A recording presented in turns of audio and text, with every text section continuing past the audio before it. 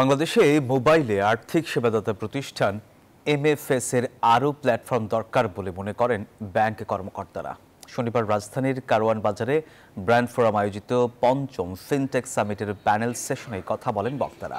জানান এখনও ৭০% টাকার নগদ লেনদেন হয়ে থাকে, মাত্র ৩০% অর্থাৎ ১২,০০০ কোটি টাকা দৈনিক অনলাইনে লেনদেন হয়ে থাকে। এ সময় ব্যাংকিং কার্যক্রম ডিজিটালাইজ করা না গেলে আগামী ১০ বছর পর ক্রিপ্টোকারেন্সি বিজনেস এই জায়গা দখল করে নেবে বলেও শঙ্কা প্রকাশ করেন ব্যাংক কর্মকর্তারা।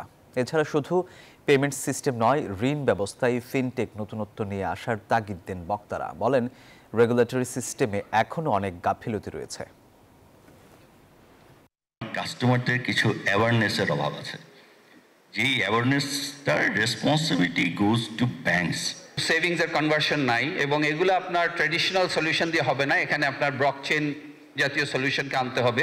আমি যদি ফিনটেক স্টার্টআপের কথা বলি, আমি যদি বড় বড় ব্যাংকিং সিস্টেম যারা স্টার্টআপের সাথে কোলাবোরেট করেন তারাও ঢাকাতে, রেগুলেটর ঢাকাতে, তো সেই হিসাবে হয়তো আমরা ঢাকাতে বেশি কাজগুলো করে এই অ্যাওয়ারনেসগুলোকে বানানোর চেষ্টা করছি।